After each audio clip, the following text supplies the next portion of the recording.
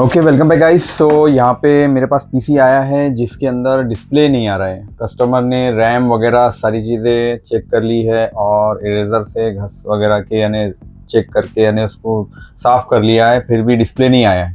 तो अब हमारे पास आया है ये और इसे चेक करना है कि क्यों इसके अंदर डिस्प्ले नहीं आ रहा है। तो पहले तो पीसी को देख लीजिए आप। कस्टमर यानी सारी चीज़ें उसे पता है, लेकिन फिर भी उसने साथ में जो है ना पावर केबल भेजा है, जबकि इसकी कोई ज़रूरत नहीं है मुझे। और साथ ही में आप देखोगे यहाँ पे नीचे, तो यहाँ पे सामने वाले ने उसका वाईफाई भी भेज दिया है और उसका जो है अपना वायरलेस कीबोर्ड माउस का अडेप्टर और वाईफाई अडेप्टर दोनों साथ में भेजे। अब इसके अंदर ये चेक करना है कि इसके अंदर डिस्प्ले क्यों नहीं आ रहा है। तो पहले करते हैं इसे ओपन कि इसके अंदर क्या इशू है और ये बोर्ड कौन सा है।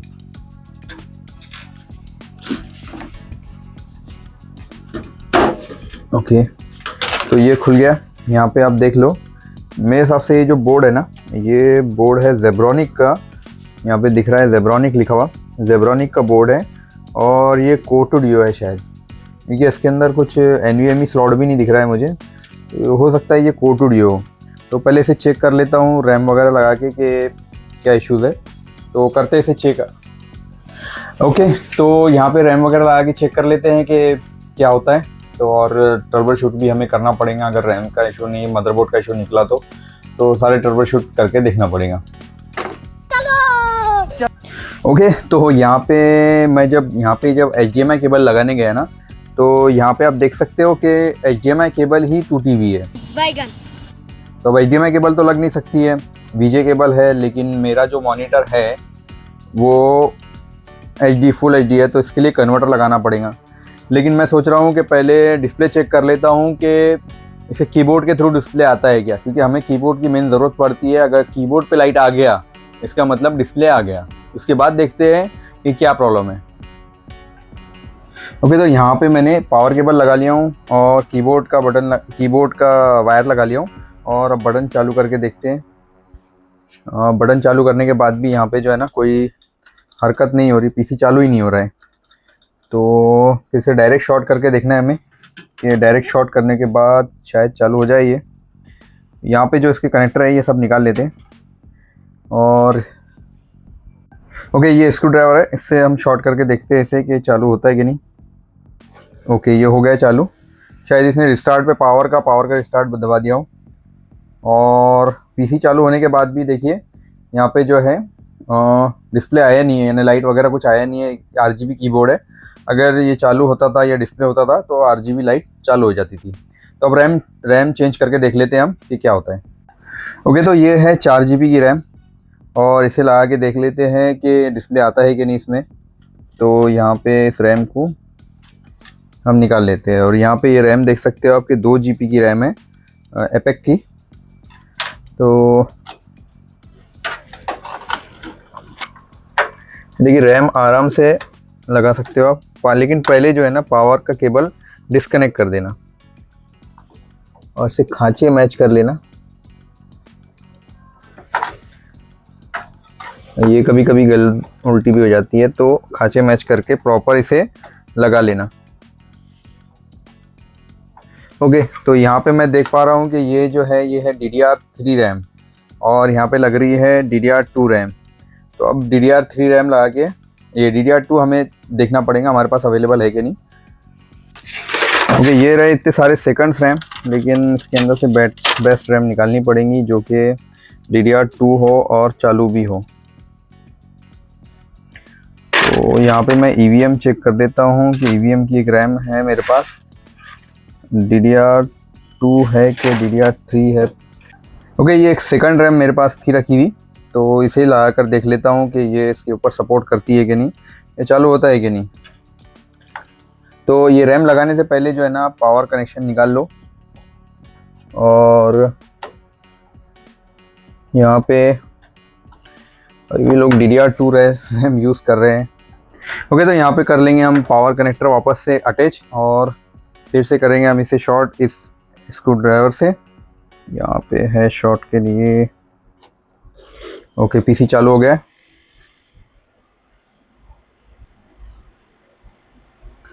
यहाँ पे आप देख सकते हो अभी भी लाइट आई नहीं है। इसका मतलब ये है कि इसका जो बोर्ड है इसके अंदर इश्यूज है। तौबा तौबा तौबा, थारा मूड खराब कर दिया। ओके, तो यहाँ पे जो है ना रैम का इशू तो नहीं है, क्योंकि रैम मैंने आके चेक कर लिया और रैम चालू है। दूसरे पीसी में मैंने चेक किया था, लेकिन ये रैम चालू है। अब इसका मदरबोर्ड का इशू है, मदरबोर्ड चेंज करना पड़ सकता है। कस्टमर से पहले मैं बात कर लूँगा कि इसका मदरबोर्ड जो है i3 सेकंड के अंदर कन्वर्ट कर लो। स्टूडियो है तो i3 सेकंड या i3 थर्ड में कन्वर्ट कर लो, और कस्टमर क्या बोलता है फिर वो आगे देखते हैं हम। अगर कस्टमर ने अगर हाँ बोला तो ही हम इसे चेंज कर पाएंगे। तो यहाँ पे जो है ना कस्टमर की तरफ से हाँ हो गई है, और हम क्या इंस्टॉल कर रहे हैं वो आपको बता देता हूँ। यहाँ पे हम यूज़ कर रहे हैं कंसिस्टेंट का 61 का मदरबोर्ड, और यहाँ पे इसके साथ क्या मिल जाता है वो आपको बता देता हूँ खोल के। ओके, तो यहाँ पे हमें साटा केबल और आईओएस शील्ड, और ये है मदरबोर्ड जो हम कस्टमर को दे रहे हैं। और काफ़ी अच्छी उसके लिए परफॉर्मेंस अच्छी हो जाएंगी, क्योंकि अब फोटोडियो चला रहा है, DDR2 चला रहा है। यहाँ पे 2 DDR3 की रैम लग सकती है 8 GB की, और यहाँ पे i3 सेकंड का हम प्रोसेसर लगा लेंगे। यहाँ पे आप देख सकते हो कि 3 साटा कनेक्टर आते हैं, और फ्रंट में अगर आप देखो तो यहाँ पे जो मिलते हैं ना, 2 USB पोर्ट और एक HDMI और डिस्प्ले पोर्ट भी मिल जाता है। लाइन पोर्ट भी साथ में मिल जाता है। यहाँ पे आपका ग्राफिक्स कार्ड आप लगा सकते हो 1030 तक की, बहुत अच्छा परफॉर्मेंस देता है। ओके दोस्तों, तो यहाँ पे जो है ना कस्टमर ने i3 सेकंड को सेलेक्ट किया है, और यहाँ पे जो है 61 हमने सेलेक्ट किया है उसके लिए। i3 सेकंड और i3 थर्ड दोनों बढ़िया थे। थर्ड सेकंड दोनों प्रोसेसर को ही सपोर्ट करता है, और इसकी कॉस्ट जो पड़ती है वो है 400 रुपये प्रोसेसर की कॉस्ट, और यहाँ पे जो मदरबोर्ड की कॉस्ट पड़ती है वो है 1500 रुपये। और यहाँ पे करते हैं इसे ओपन। यहाँ की पैकिंग जो है ना एकदम नॉर्मल आती है, आप इसे फाड़ फूड़ के आराम से निकाल लो। और ये निकल गया हमारा प्रोसेसर। यहाँ पे पैकिंग भी नॉर्मल ही है, कोई ज़्यादा हार्ड पैकिंग नहीं है इसकी। ओके, यहाँ आप देख सकते हो प्रोसेसर के ऊपर मॉडल नंबर वगैरह सारी चीज़ें, और पीछे से भी आप इसे देख लो कि कितना क्लीन आता है ये प्रोसेसर। ये यूज प्रोसेसर रहते हैं, बट फिर भी वारंटी में रहते हैं, 1 ईयर वारंटी में आते हैं प्रोसेसर। इसके ऊपर आप पूरे बेसिक वर्क आपके आराम से हो जाते हैं। यहाँ पे देखिए, यहाँ पे एक एरो है, ये एरो, इस एरो से मैच करना पड़ता है। यहाँ पे आप सामने मदरबोर्ड रखकर भी आप ऐसा कर सकते हो कि भाई सामने मदरबोर्ड रह जाए, तो यहाँ पे आप इसे लगा लो आराम से। इसे थोड़ा सा हार्डली दबाना पड़ता है, तो ऐसा घबराने की ज़रूरत नहीं है, आराम से लग जाता है। ओके, कस्टमर ने कहा है कि 8 GB की जगह 4 GB डालें, क्योंकि उसका बेसिक घर का वर्क है। तो 4 GB हम EVM की रैम यूज़ कर रहे हैं, और ये पड़ जाती है आपको तकरीबन 500 रुपये, सॉरी 500 रुपये बोल रहा हूँ, 400 रुपये की आपको रैम मिल जाती है। और यहाँ पे इसे लगा लेते हैं। ओके, अब रहा हमारा कूलिंग के लिए जो हम फ़ैन यूज़ कर रहे हैं वो क्या सिर्फ डब्बा है, ये 11 जन का, लेकिन इसके अंदर जो फ़ैन आया हुआ है वो इंटेल का है। हम इंटेल के लिए इसके लिए जो फ़ैन यूज़ करें, जो कोटूडियो का फ़ैन हमारे लिए यूज़ में आता नहीं है। कोटूडियो के फ़ैन जो है ना हमारे वर्क में आते नहीं है। और ये जो फैंस है ना i3 सेकंड से लेकर तो आपको i3 थर्ड, i3 10 यानी सेकंड जनरेशन से 10 जनरेशन की हर प्रोसेसर के लिए ये फ़ैन सपोर्टेड है। बट ज़्यादा i3 या i5 पर ही इसे लगाएं। i7 के लिए थोड़ा कॉपर फ़ैन या अच्छा फ़ैन यूज़ करना बेटर रहेगा। आप देख सकते हो उसके नीचे यहाँ पे आपको हीटसिंक लगा हुआ आता है, लेकिन फिर भी प्रोसेसर के ऊपर थोड़ा सा हीटसिंक लगा लेना बेटर रहता है। ओके, यहाँ पे जो है ना हम थोड़ा सा पेस्ट लगाएंगे, ज़्यादा नहीं लगाएंगे, थोड़ा सा ही लगाएंगे इसे। ओके, ये तो, और ये देखिए काफ़ी लंबी केबल आती है इसकी, तो इससे जो है ना हमें इस तरीके से गार्ड मार लेना चाहिए हल्की सी। इससे कोई फ़र्क नहीं पड़ता आरपीएम वगैरह के अंदर। यहाँ पे हम इसके सीपीयू के फ़ैन में लगा देंगे, और यहाँ पे हम इसे पहले मदरबोर्ड के ऊपर फ़ैन और रैम वगैरह ये सब लगा दीजिए, ताकि फिट करते टाइम पे जो है ना ये फ़ैन इजीली लगते नहीं है। तो इन्हें पहले अंदर इस तरीके से अटका कर इसे थोड़ा सा जो है ना, यहाँ पे आप देखोगे तो यहाँ पे थोड़ा अंदर दबा कर इन्हें अंदर दबाना पड़ता है। ओके, इस तरीके से हल्की सी आवाज़ आती है, और यहाँ पर भी इसे भी अंदर इस तरीके से दबा देना पड़ेगा। यहाँ पे आप देखो, पहले इसको अंदर दबा दो और फिर ऊपर से प्रेशर डाल दो। ओके, यहाँ पर भी वैसी इसको प्रॉपर लगा लेना पड़ता है। पहले ये बाहर निकल चुका है,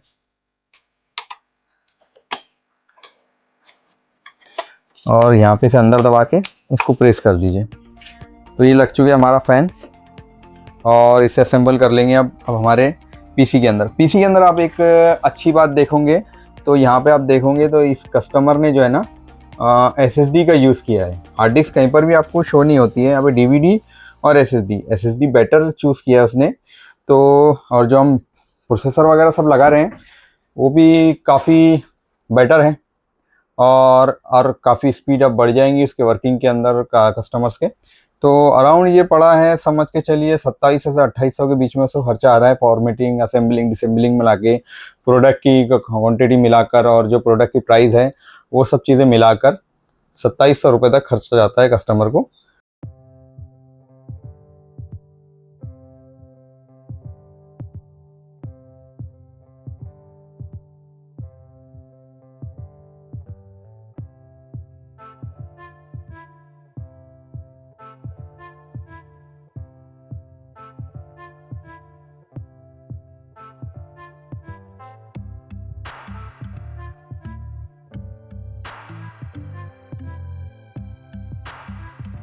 कस्टमर का मदरबोर्ड, ये है कस्टमर का मदरबोर्ड, और ये है 61 का मदरबोर्ड। एक्चुअली ज़ेब्रॉनिक का जो 41 या 30 सॉरी ये 31 मदरबोर्ड है, ये 31 मदरबोर्ड है, तो थोड़ा बड़ा मदरबोर्ड है, और ये काफ़ी अब कॉम्पैक्ट हो चुका है, बहुत छोटा ये हो चुका है ये मदरबोर्ड। आप देख सकते हो ये मदरबोर्ड, और ये मदरबोर्ड के अंदर यानी थोड़ा आधा यानी 25% छोटा हो चुका है, ये 25% कम से कम छोटा हुआ है। तो आप देख लो यहाँ पे कितना डिफरेंस आ रहा है यहाँ पे। ओके, तो लगाते हैं इसे ये मदरबोर्ड को अब हम।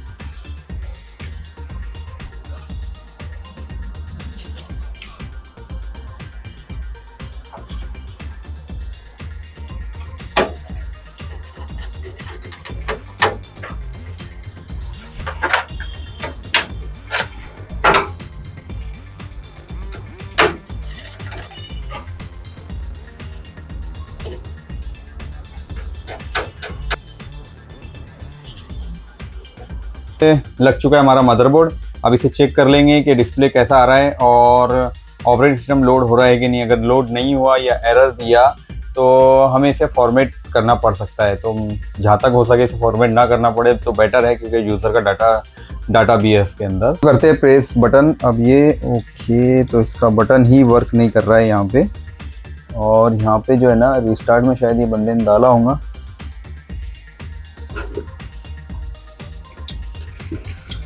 ओके, तो इसे कन्वर्ट करना पड़ेगा रिस्टार्ट से पावर से रिस्टार्ट। ओके, करते हैं इसे स्टार्ट, और यहाँ पे फ़ैन हमारा चालू हो गया है। अब यहाँ पे देखिए आप कीबोर्ड के ऊपर भी डिस्प्ले आ गया है। तो डेल से इसके बायोस में चले जाते हैं, और बायोस में आप देख सकते हो यहाँ पे इसका डीवीडी ऊपर है और डब्ल्यूडी नीचे है। पहले इन्हें फर्स्ट बूट जो है हमें हमारी एसएसडी को देना पड़ेगा, और यहाँ से F10 दबा के हम अंदर चले जाते हैं। तो यहाँ पे जो है ना हमारा ऑपरेटिंग सिस्टम जो है लोड हो गया है, बट इसने ब्लू स्क्रीन दे दिया। इसका मतलब हमें इसे फॉर्मेट करना ही पड़ेगा।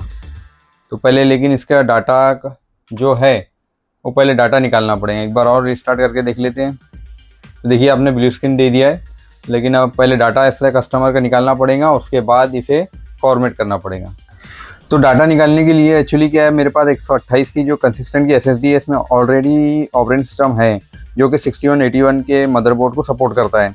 तो इसे हम लगाकर चालू कर लेंगे, और इसके अंदर जो यूज़र का डाटा है वो हम निकाल लेंगे इसके अंदर। तो कर लेते हैं इसे स्टार्ट और देख लेते हैं। इसके लिए भी हम क्या करेंगे, यहाँ पे बायोस में जाएंगे, डिलीट का बटन दबा के बार बार डिलीट का बटन आपको प्रेस करना पड़ेगा, और इसके बाद जो है बायोस में जाना पड़ेगा। अब देखिए डब्ल्यूडी की एसएसडी ऊपर है और हमारा बोर्ड मैनेजर नीचे है, तो इसे ऊपर करके वापस हमें सेव कर देना है।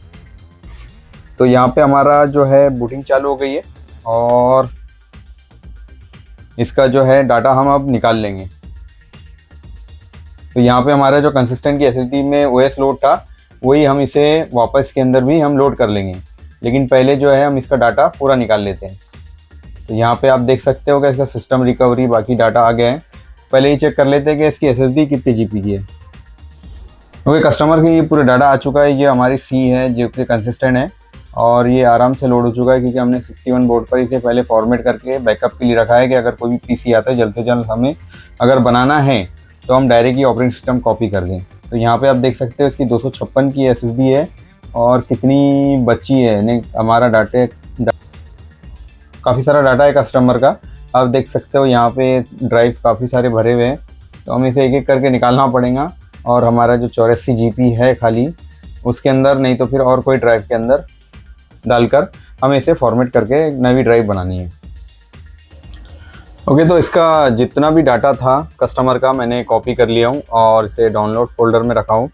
तो अब करते हैं इसे विंडोज़ 10 में कन्वर्ट, और हार्ड डिस्क को मैंने डिलीट करके पूरी एक सिंगल हार्ड डिस्क बता दीजिए। आपको बता देता हूँ, मैनेज में जाकर यहाँ पे मैं डिस्क मैनेजर में जा रहा हूँ। यहाँ पे आप देख सकते हो कि WD की 223 GB की आपको हार्ड डिस्क SSD बता रही है। तो SSD को मैंने सिंगल SSD कर लिया हूँ और इसे कर लेते कॉपी। कॉपी करने के लिए हम क्या करेंगे, हैसेलियो डिस्क क्लोन का इस्तेमाल करेंगे, और इसका जो लिंक है मैं आपको डिस्क्रिप्शन में दे दूँगा ताकि आप भी कॉपी कर सको। और अगर आप चाहते हो कि इसका डेडिकेटेड वीडियो बनाओ कि किस तरीके से ये काम करता है और इसके अदर चीज़ें कैसी काम करती हैं, तो यहाँ पे देखिए, यहाँ पे आता है सिस्टम क्लोन, पार्टीशन क्लोन और डिस्क क्लोन।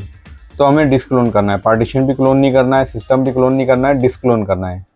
तो डिस्क क्लोन करने के लिए देखिए यहाँ पे सिलेक्शन का ऑप्शन देता है। तो हमें ये देखिए 4 पार्ट दिखा रहा है यहाँ पे, 532 NTFS, C, other and NTFS। तो यहाँ पे ऑल फाइल्स को हमें, ऑल डाटा को हमें कॉपी कर लेना है, यानी क्लोन करना है। तो यहाँ पे पूरा सिलेक्ट कर लिए और नीचे में हमें कुछ नहीं करना है, नेक्स्ट कर देंगे। नेक्स्ट करने के बाद देखिए आपको ऊपर जो है 128 GB की जो कंसिस्टेंट की SSD वो बता रहा है, नीचे WD बता रहा है। तो यहाँ पे जो है ना WD सिलेक्ट कर लेंगे। इसके बाद मैं कर देता हूँ नेक्स्ट। नेक्स्ट करने के बाद अब ये सारी चीज़ें बता रहा है कि अगर आपका कोई डाटा वगैरह कुछ है तो वो भी, और रिव्यू द चेंज डिस्क। अगर आप कुछ चेंजेस करना चाहते हो डिस्क के अंदर तो यहाँ से कर सकते हो। अनलोकेटेड डिस्क 1 GB बच जाएंगी, 100 GB 100 MB या कुछ पार्टीशन वगैरह ये सारी चीज़ें हैं। और यहाँ पे बाकी सारी चीज़ें जैसी की वैसी रहने देनी, कुछ भी चेंजेस नहीं करना है, बस यहाँ पे प्रोसीड कर देना है।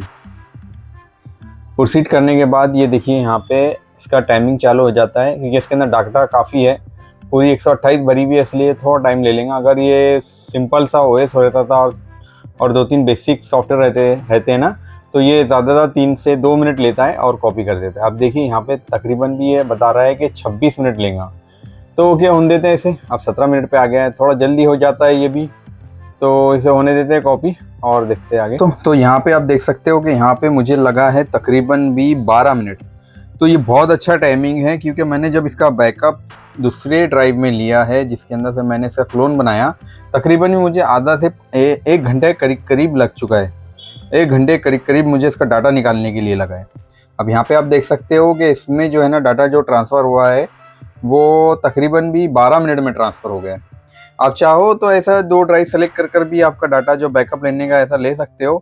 ये बेटर है, क्योंकि क्या है कि जल्द से जल्द ये कॉपी हो जाता है।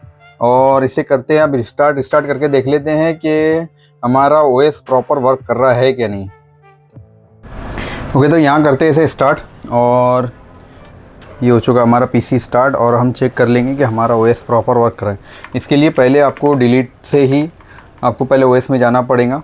OS में जाने के बाद आप यहाँ पे बूट मैनेजर, यहाँ पे आप देख सकते हो विंडोज़ बूट मैनेजर जो है ना सबसे नीचे है, तो उसे फर्स्ट बूट पे हमें रखना पड़ता है। फर्स्ट बूट पे रखने के बाद F10 दबा दीजिए आप अपने कीबोर्ड का। F10 दबा के यहाँ पे सेव कॉन्फ़िगरेशन एग्ज़िट।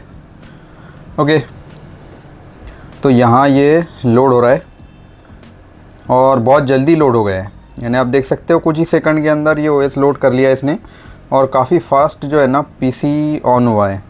तो WD की SSD भी काफ़ी फास्ट आती है, और थोड़ा ये वेलकम पे थोड़ा लोड ले रहा है। तो ज़्यादा मेरे हिसाब से ओके, PC जो है ना ज़्यादा 7 सेकंड के अंदर, 7 से 8 सेकंड के अंदर ऑन हुआ है। तो अब यहाँ पे मैं आपको कॉन्फ़िगरेशन बता देता हूँ। यहाँ पे दिस PC के अंदर जाएंगे हम, यहाँ पे राइट क्लिक करके प्रॉपर्टीज़, प्रॉपर्टीज़ में आप देख सकते हो i3 सेकंड 2105 और 4 GB रैम और सिस्टम 32 बिट क्यों खुल गया। ओके, तो यहाँ पे जो है ना i3 सेकंड 4 GB रैम आपको दिखा रहा है। विंडोज़ 10 प्रो है और बाकी सारी चीज़ें ओके है। और जो है अभी तो ये हो चुका है हमारा पीसी कंप्लीट। यहाँ पे डिस्क्लोन कैसे करेंगे और मदरबोर्ड वगैरह किस तरीके से हमने ट्रबल शूट किए, ये सारी चीज़ें हमने बताए हैं। और ये कस्टमर के लिए भी अच्छा हो गया है कि इसका जो कोटोडियो प्रोसेसर था वो चेंज होके अब i3 सेकंड में हो चुका है, जहाँ पे उससे स्पीड्स वगैरह सब अच्छी मिल रही है। आपने देखा है कि 10 सेकंड्स के अंदर अंदर ये पीसी स्टार्ट हुआ है, तो एक अच्छी खासी स्पीड मिल जाती है इसके अंदर। और SSD होने का सपोर्ट भी अच्छा रहता है, जहाँ पे विंडोज़ 10 आप इंस्टॉल करते हो और नवा ऑपरेटिंग सिस्टम रहता है। कस्टमर को भी काफ़ी मज़ा आने वाला है इसके अंदर। अगर आपको ये ऐसे ही वीडियो अच्छे लगते हैं तो प्लीज़ चैनल को सब्सक्राइब और वीडियो को शेयर कीजिए और लाइक करना ना भूलें। So thanks for watching. Please like, share and subscribe.